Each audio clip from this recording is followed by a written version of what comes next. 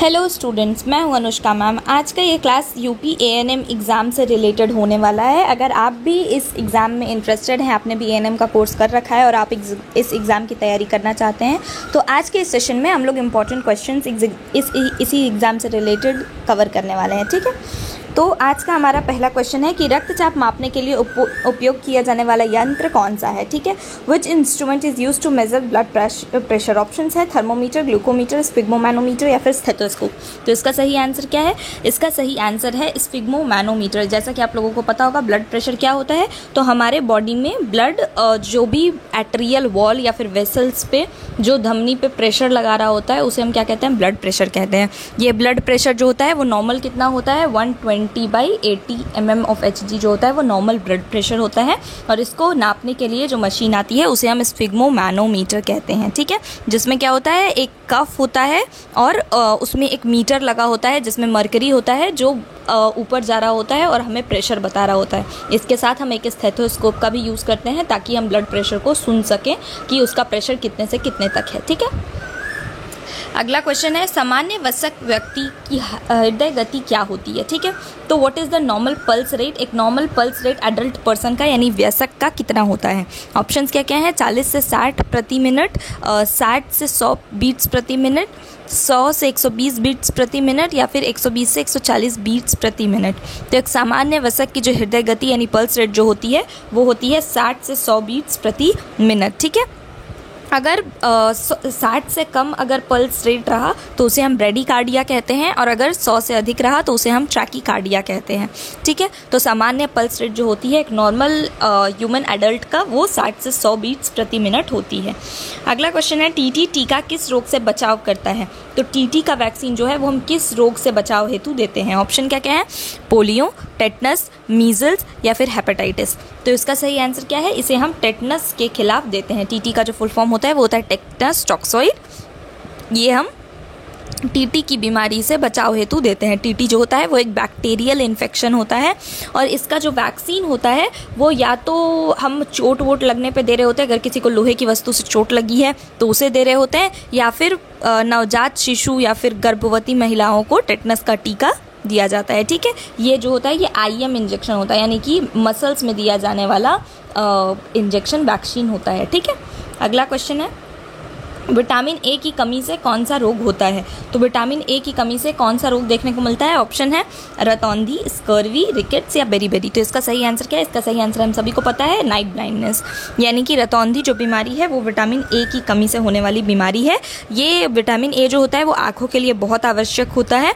बच्चों में यह समस्या बहुत ही आमतौर पर देखने को मिलती है जिनमें विटामिन ए का कमी होता है, इसलिए उन्हें इम्यूनाइजेशन शेड्यूल के तहत विटामिन ए का सिरप पिलाया जाता है। ठीक है, अगला क्वेश्चन है ORS घोल में निम्न में से कौन सा अव्यय नहीं होता, यानी कि कौन सा कंपोनेंट ORS सॉल्यूशन में नहीं होता। ऑप्शन क्या क्या है? ग्लूकोज, सोडियम क्लोराइड, पोटेशियम और कैल्शियम। तो इसका सही आंसर क्या है? ओरल रिहाइड्रेशन सॉल्यूशन में क्या नहीं होता? वो होता है कैल्शियम।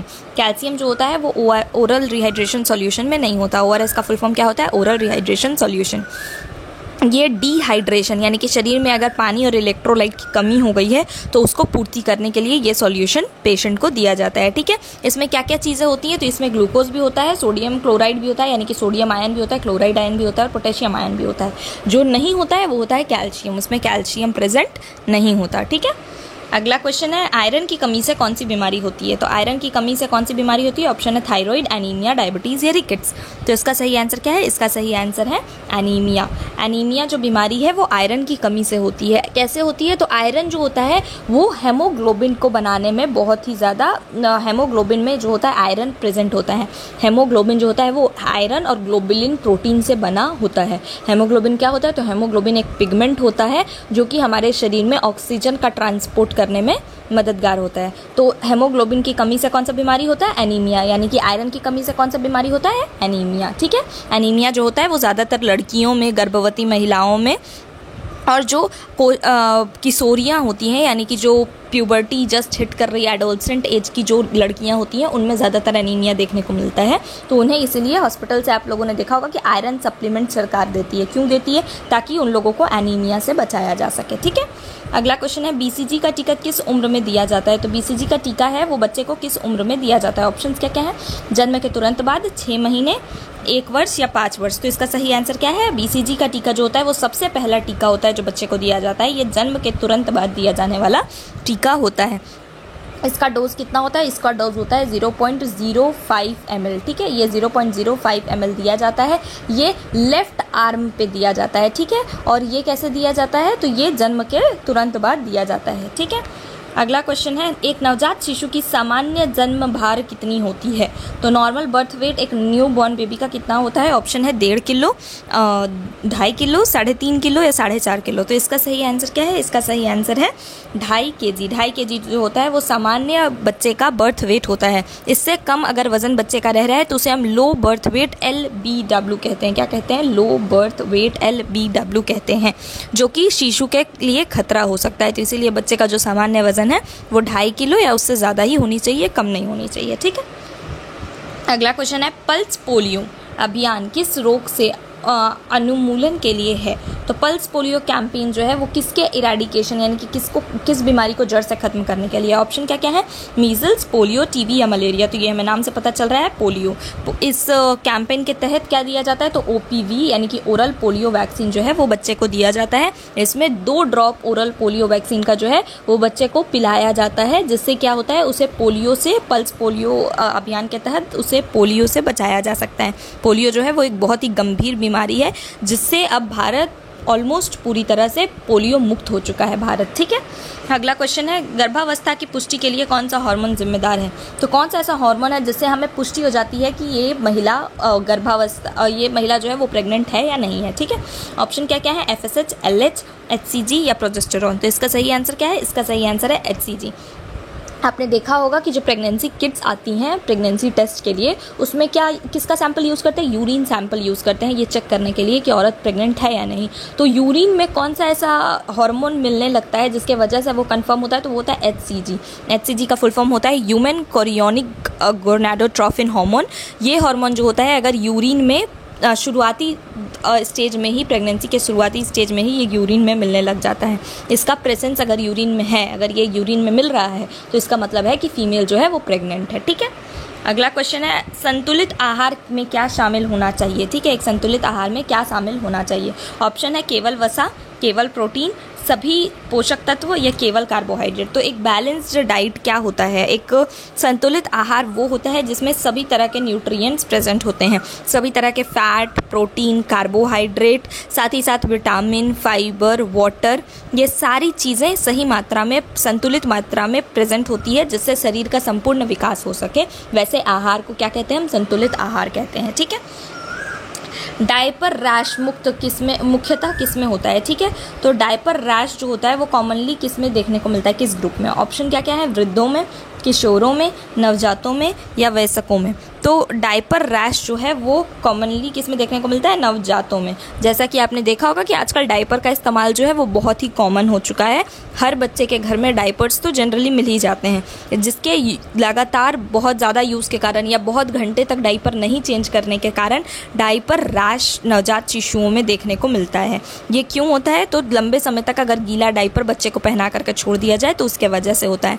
इसमें क्या होता है? त्वचा लाल पड़ जाता है और खुजलीदार हो जाता है। ठीक है, अगला क्वेश्चन है DPT टीका किस रोग से बचाता है? तो DPT वैक्सीन जो है वो किस रोगों से बचाने के लिए होता है? ऑप्शन क्या क्या है? Diphtheria, pertussis, tetanus, diarrhoea, polio, typhoid या फिर डेंगू, पीलिया, मलेरिया या फिर खसरा, चेचक, पोलियो। तो इसका सही आंसर क्या है? इसका सही आंसर है डिप्थेरिया, पर्ट्यूसिस, टेटनस। DPT जो होता है वो उसमें डिप्थेरिया, पर्ट्यूसिस, टेटनस ये तीनों रोगों के खिलाफ ये वैक्सीन होता है। ठीक है, ये 6 सप्ताह पे, 10 सप्ताह पे और 14 सप्ताह पे इसका खुराक जो होता है वो बच्चे को दिया जाता है। ठीक है, अगला क्वेश्चन है मलेरिया किसके कारण होता है? मलेरिया जो होता है वो किस ऑर्गेनिज्म के कारण होता है? ऑप्शन क्या क्या है? वायरस, बैक्टीरिया, प्रोटोजोआ या फिर फंजाई। तो इसका सही आंसर क्या है? मलेरिया जो है वो प्रोटोजोआ के कारण होता है। कौन से प्रोटोजोआ के कारण होता है? तो इसका सही आंसर है प्लाज्मोडियम। ये प्लाज्मोडियम प्रोटोजोआ के कारण होता है, जो कि मादा एनोफिलीज मच्छर यानी कि फीमेल एनोफिलीज मच्छर जो होता है वो उसके काटने से फैलता है। ठीक है, अगला क्वेश्चन है हाथ धोने के लिए सबसे अच्छा समय कौन सा है? What is the best time for hand washing? खाने से पहले, शौच के बाद, किसी बीमार को छूने के बाद या उपयुक्त सभी? तो हाथ धोने का सबसे सही समय क्या है? सभी, उपयुक्त सभी। हमें खाना खाने से पहले भी खुद को इन्फेक्शन से बचाने के लिए हाथ धोना चाहिए, टॉयलेट यूज़ करने के बाद भी हाथ धोना चाहिए, और एक बीमार इंसान को छूने के बाद भी हाथ धोना चाहिए ताकि संक्रमण को फैलने से रोका जा सके। ठीक है, इसका सही आंसर है ऑल ऑफ द एबव। अगला क्वेश्चन है रिकेट्स रोग किसकी कमी से होता है? रिकेट्स बीमारी जो है वो किस चीज़ की डिफिशियंसी से होता है? ऑप्शन है vitamin A, vitamin D, iron या विटामिन सी। तो रिकेट्स जो बीमारी है वो विटामिन डी की कमी से होती है। रिकेट्स जो है वो हड्डियों की कमज़ोरी का बीमारी होती है। ये बच्चों में ज़्यादातर हो सकता है, और इसका विटामिन डी का, जैसा कि हम जानते हैं कि मुख्य स्रोत क्या होता है? धूप होता है। तो विटामिन डी की कमी से ही रिकेट्स की बीमारी हो सकती है। ठीक है, अगला क्वेश्चन है स्टेथोस्कोप का प्रयोग किसके लिए किया जाता है? तो स्टेथोस्कोप का इस्तेमाल क्या है? स्टेथोस्कोप के बारे में आप सभी लोग ऑलमोस्ट जानते होंगे। ऑप्शन क्या क्या है? तापमान मापने के लिए, रक्तचाप देखने के लिए, दिल व फेफड़ों की ध्वनि सुनने के लिए, ब्लड शुगर मापने के लिए।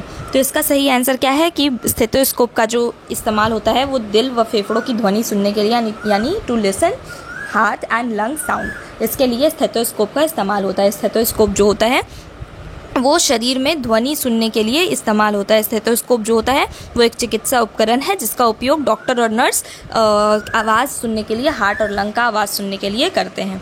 सामान्य प्रसव में शिशु का कौन सा भाग सबसे पहले आता है? तो अगर एक सामान्य प्रसव है तो उसमें शिशु का कौन सा भाग सबसे पहले आएगा? ऑप्शन क्या क्या है? पैर, सिर, हाथ या पीठ। तो इसका सही आंसर क्या है? इसका सही आंसर है सिर। अगर सामान्य जो प्रसव है उसमें क्या सबसे पहले आ रहा होगा? तो बच्चे का सिर जो है वो सबसे पहले आएगा। ठीक है, क्योंकि ये सेफ डिलीवरी के लिए आदर्श पोजीशन माना जाता है। कौन सा पोजीशन है? तो जिसमें सिर सबसे पहले आ रहा होता है।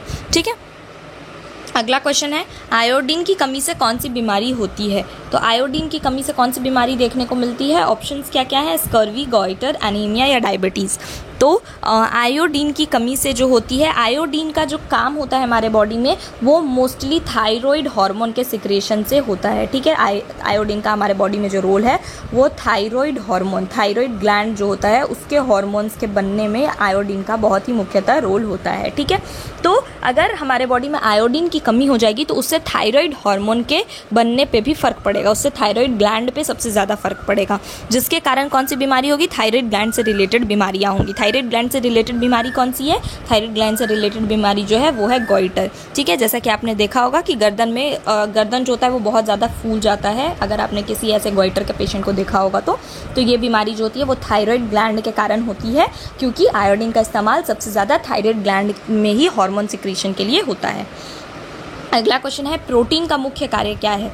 ऑप्शन है ऊर्जा देना, शरीर की वृद्धि व मरम्मत, रोग से लड़ना या जल बनाए रखना। तो इसका सही आंसर क्या है कि शरीर की वृद्धि व मरम्मत। सबसे मेन फंक्शन क्या है? सबसे मेन फंक्शन जो है प्रोटीन का वो बॉडी बिल्डिंग एंड रिपेयर है। ठीक है, अगला क्वेश्चन है खसरा रोग किस वायरस के कारण होता है? मीजल्स यानी खसरा जो बीमारी है वो किस रोग के कारण हो रही होती है? ऑप्शन क्या क्या है? ऑप्शन है rota virus, measles virus, polio virus या फिर इन्फ्लुएंजा वायरस।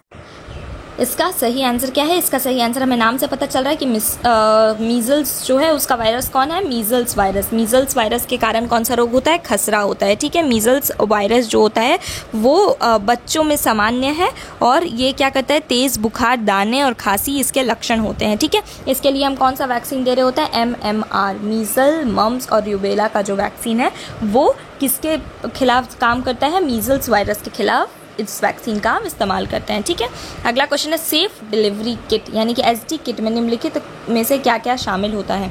ऑप्शन क्या क्या है? सेफ डिलीवरी किट जो होता है उसमें SD किट में क्या क्या चीज़ें शामिल होती है? ऑप्शन है ब्लेड, सोप, प्लास्टिक शीट या ऑल ऑफ द अबव। तो इसका सही आंसर क्या है? सेफ डिलीवरी किट में का उद्देश्य जो होता है वो प्रसव के समय संक्रमण से बचाव होता है। इसमें क्या क्या प्रेजेंट होता है? तो एक नया ब्लेड प्रेजेंट होता है, एक साबुन प्रेजेंट होता है और नाल काटने के लिए धागा और साफ प्लास्टिक शीट शामिल होते हैं। इसका सही आंसर है ऑल ऑफ द अबव। ठीक है, अगला क्वेश्चन है प्राथमिक उपचार में राइस का अर्थ क्या है? राइस किस प्राथमिक उपचार में राइस का फुल फॉर्म क्या होता है?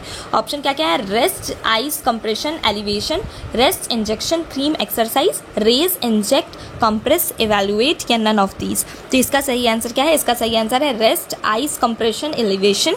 राइस का फुल फॉर्म क्या होता है? Rest, ice compression, elevation. ठीक है, राइस तकनीक जो होता है वो मांसपेशियों की चोट जैसे मोच आना या सूजन का प्राथमिक उपचार के लिए प्रयोग किया जाता है। इससे क्या होता है? सूजन कम होता है और शीघ्र आराम मिल रहा होता है। ठीक है, अगला क्वेश्चन है दस्त की स्थिति में सबसे महत्वपूर्ण इलाज क्या है? ऑप्शन क्या क्या है? दस्त की अगर स्थिति हो रखी है यानी कि डायरिया अगर हो रखा है तो उसमें सबसे महत्वपूर्ण इलाज क्या क्या है? ऑप्शन है antibiotics, injections, ORS and fluids या फिर पेन किलर्स। तो इसका सही आंसर क्या है? इसका सही आंसर है ORS एंड फ्लूइड्स। ORS और तरल पदार्थ जो है वो दस्त का सबसे कॉमन इलाज है। ठीक है, दस्त में क्या होता है? बॉडी से बहुत ज़्यादा पानी की कमी हो जाती है और इलेक्ट्रोलाइट की कमी हो जाती है, जिसके वजह से ओरल्स और ORS और फ्लूइड्स का जो होता है वो इस्तेमाल कर रहे होता है। ठीक है, ताकि पेशेंट जो होता है वो शॉक वगैरह से बच जाए। अगला क्वेश्चन है कौन सी बीमारी मच्छरों में से नहीं फैलती? ऑप्शंस है malaria, dengue, cholera and chikungunya. तो इसका सही आंसर क्या है? इसका सही आंसर है कॉलेरा। कॉलेरा जो है वो मच्छरों से फैल रहा एक बीमारी नहीं है। हैजा जो है वो दूषित जल और भोजन से फैलने वाला बीमारी है, जबकि मलेरिया, डेंगू और चिकनगुनिया जो है वो मच्छरों के काटने से फैल रहा होता है। ठीक है, अगला क्वेश्चन है नवजात शिशु का पहला टीका कौन सा होता है? ये अभी ऊपर एक क्वेश्चन को एक्सप्लेन करते हुए मैंने आपको बताया था कि नवजात शिशु का सबसे पहला वैक्सीन कौन सा होता है। ऑप्शंस क्या क्या है? OPV, BCG, हेपेटाइटिस बी या उपयुक्त सभी।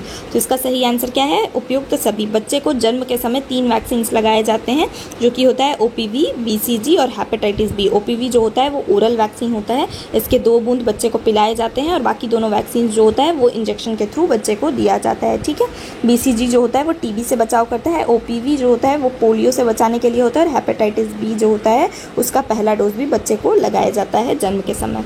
अगला क्वेश्चन है पीला बुखार यानी येलो फीवर किससे फैलता है? ठीक है, येलो फीवर का ट्रांसमिशन किससे होता है? ऑप्शन क्या क्या है? दूषित पानी से, मच्छर के काटने से, रक्त संक्रमण से या वायु मार्ग से। तो इसका सही आंसर क्या है? येलो फीवर जो होता है वो मच्छर के काटने से हो रहा होता है। ये भी मच्छर के काटने से मॉस्किटो बाइट के कारण फैलने वाला एक वायरल बीमारी है। ठीक है, ये वायरस के कारण होता है, जो कि जिसका कैरियर कौन होता है? जिसका कैरियर भी मॉस्किटो यानी मच्छर होता है। ठीक है, एडीज मच्छर के काटने से येलो फीवर भी हो सकता है। ठीक है, ये ज़्यादातर अफ्रीका और साउथ अमेरिका में अधिकतर इस बीमारी को देखा जाता है। अगला क्वेश्चन है प्राथमिक स्वास्थ्य केंद्र PHC, एक PHC कितनी जनसंख्या के लिए होती है? ऑप्शन क्या क्या है? 5000, 10,000, 20,000 से 30,000 या फिर 1 लाख।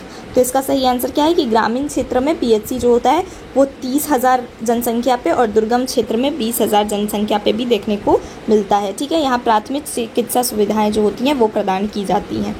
अगला क्वेश्चन है यूनिवर्सल इम्यूनाइजेशन प्रोग्राम की शुरुआत कब हुई थी? तो इसके ऑप्शंस क्या क्या हैं? 1978, 1985, 1992 या 2000।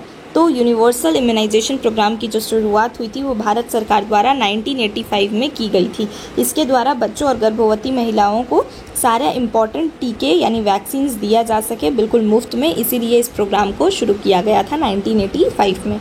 आज का हमारा लास्ट क्वेश्चन है कि गर्भवती महिलाओं को कुल कितनी बार TT का टीका दिया जाता है?